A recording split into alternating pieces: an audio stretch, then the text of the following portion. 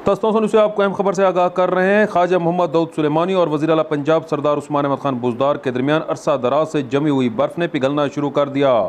अहम खबर से आपको आगाह कर रहे हैं। ख्वाजा मोहम्मद दाऊद सुलेमानी और वज़ीर आला पंजाब सरदार उस्मान अहमद खान बुज़दार के दरमियान मुलाकात हो गई।